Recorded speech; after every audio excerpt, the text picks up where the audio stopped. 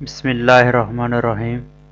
السلام علیکم اسٹوڈنٹس، آج ہم اردو کلاس میٹرک کا سبق نمبر 5 نظریہ پاکستان پڑھیں گے۔ اس سبق کو سمجھنے کے لیے اس ویڈیو کو آخر تک دیکھیں تاکہ آپ کا کانسیپٹ کلیئر ہو جائے۔ اسٹوڈنٹس، سب سے پہلے ہم نظریہ پاکستان کے مصنف کا تعارف پڑھتے ہیں، جس کے مصنف ڈاکٹر غلام مصطفیٰ خان، ولادت 1912 اور وفات 2005 میں ہوئی۔ ڈاکٹر غلام مصطفیٰ خان جبل پور یعنی ہندوستان میں پیدا ہوئے۔ ناظرہ قرآن گھر پر پڑھا، وہیں کے انجمن اسلامیہ ہائی اسکول میں ثانوی جماعت تک تعلیم حاصل کی۔ علی گڑھ کالج سے ایم.اے اور ناگپور یونیورسٹی سے پی ایچ ڈی اور ڈی لٹ کی ڈگریاں حاصل کیں۔ 1937 میں پبلک سروس کمیشن سروس پاس کرکے کنگ ایڈورڈ کالج امروتی ہندوستان میں اردو کے استاد مقرر ہوئے۔ اس کے بعد آپ ناگپور یونیورسٹی میں صدر شعبہ اردو مقرر کیے گئے۔ 1948 میں ہجرت کرکے پاکستان آئے اور اسلامی یونیورسٹی کراچی میں اردو کے استاد مقرر ہوئے۔ بابائے اردو مولوی عبدالحق نے آپ کو اردو کالج کراچی میں صدر شعبہ اردو کے طور پر تعینات کیا۔ علامہ آئی قاضی نے آپ کو حیدرآباد سندھ یونیورسٹی صدر شعبہ اردو مقرر کیا۔ ڈاکٹر صاحب ایک بڑے عالم، محقق، مصنف، ماہر لسانیات، ماہر تعلیم اور سلسلہ نقشبندیہ کے عظیم رہنما تھے۔ آپ کو اردو، ہندی، فارسی، عربی اور انگریزی زبانوں پر عبور تھا۔ آپ کی علمی اور تصنیفی خدمات کی وجہ سے پاکستان کے مختلف اداروں نے تمغے، ایوارڈ اور سپاس نامے عطا کیے۔ حکومت پاکستان نے اقبال اور قرآن کتاب لکھنے پر صدارتی ایوارڈ ستارہ امتیاز سے نوازا۔ آپ کی تحریر کردہ کتابیں پاکستان کی جامعات میں پڑھائی جاتی ہیں۔ اسٹوڈنٹس، اب ہم آگے بڑھتے ہیں۔ درج ذیل سوالات کے جواب دیجیے۔ نظریہ پاکستان کا مفہوم مختصراً بیان کریں۔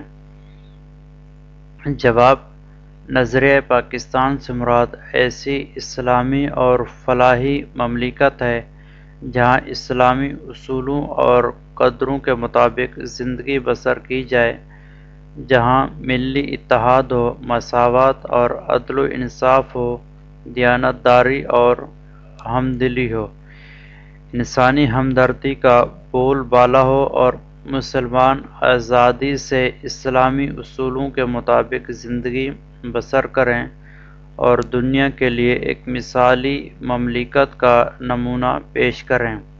سوال نمبر 2، شاہ ولی اللہ کی تحریک کا مقصد کیا تھا؟ جواب: شاہ ولی اللہ کا زمانہ مسلمانوں کی زبوں حالی کا زمانہ تھا۔ تمام غیر مذہبی رسوم و رواج معاشرے میں رائج تھے، جس سے اخلاقی اور سماجی برائیوں نے جنم لے لیا تھا۔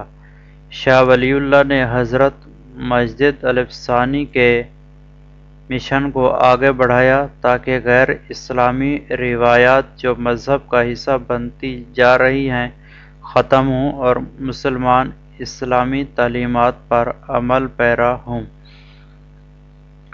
سوال نمبر 3، سر سید احمد خان کا ہندو اور مسلمان قوموں کے بارے میں کیا نظریہ تھا؟ جواب: سر سید احمد خان اس بات سے واقف تھے کہ ہندو اور مسلمان سیاسی طور پر ہم آہنگ نہیں ہو سکتے۔ ان کا مذہب، زبان، تہذیب و تمدن سب جداگانہ ہیں۔ انہوں نے دو قومی نظریے کا اندازہ کرتے ہوئے مسلمانوں کو تعلیم کی طرف راغب کیا اور محمدن ایجوکیشن کانگریس کے قیام کا اعلان کیا۔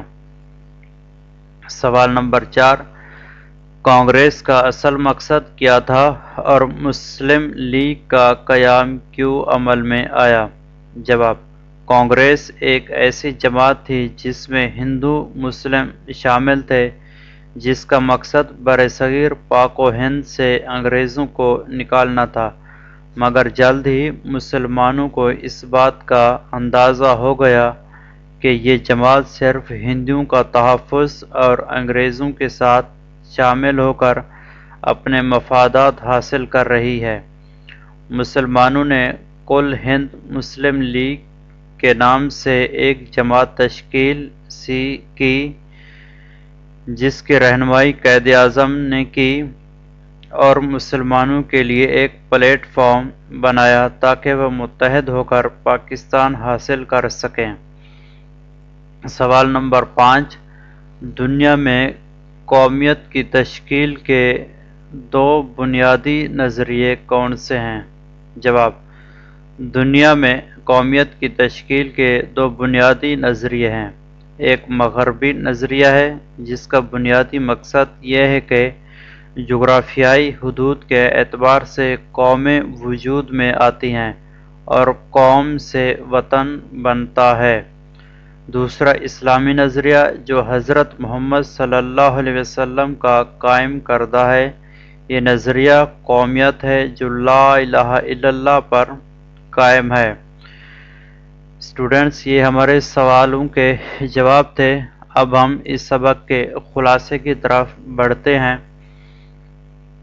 نظریہ پاکستان سے مراد ایسی اسلامی اور فلاحی مملکت ہے جہاں اسلامی اصولوں اور قدروں کے مطابق زندگی بسر کی جائے، جہاں ملی اتحاد ہو، مساوات اور عدل و انصاف ہو، دیانت داری اور ہمدلی ہو، انسانی ہمدردی کا بول بالا ہو، اور مسلمان آزادی سے اسلامی اصولوں کے مطابق زندگی بسر کریں اور دنیا کے لیے ایک مثالی مملکت کا نمونہ پیش کریں۔ شاہ ولی اللہ کا زمانہ مسلمانوں کی ذبح حالی کا زمانہ تھا۔ تمام غیر مذہبی رسومات اور رواج معاشرے میں رائج تھے، جس سے اخلاقی اور سماجی برائیوں نے جنم لے لیا تھا۔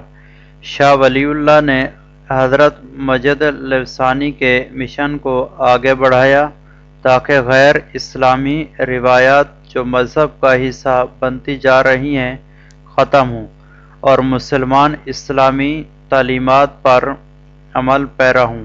سر سید احمد خان اس بات سے واقف تھے کہ ہندو اور مسلمان سیاسی طور پر ہم آہنگ نہیں ہو سکتے، ان کا مذہب، زبان، تہذیب و تمدن سب جدا گانہ ہیں۔ انہوں نے دو قومی نظریے کا اندازہ کرتے ہوئے مسلمانوں کو تعلیم کی طرف راغب کیا اور محمدن ایجوکیشن کانگریس کے قیام کا اعلان کیا۔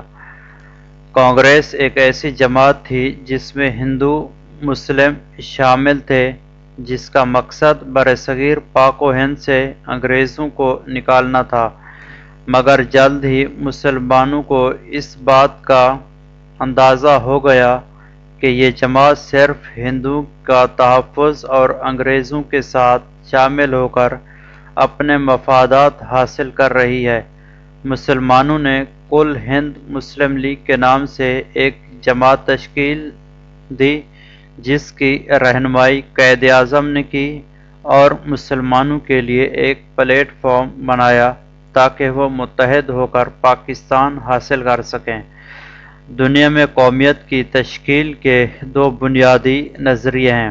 ایک مغربی نظریہ ہے جس کا بنیادی مقصد یہ ہے کہ جغرافیائی حدود کے اعتبار سے قومیں وجود میں آتی ہیں اور قوم سے وطن بنتا ہے۔ دوسرا اسلامی نظریہ جو حضرت محمد صلی اللہ علیہ وسلم کا قائم کردہ ہے۔ یہ نظریہ قومیت ہے جو لا الہ الا اللہ پر قائم ہے۔ اسٹوڈنٹس، یہ تھا ہمارے پاس اس سبق کا خلاصہ۔ امید ہے کہ آپ کو اس سبق کے سوال جواب اور خلاصہ سمجھ میں آیا ہوگا۔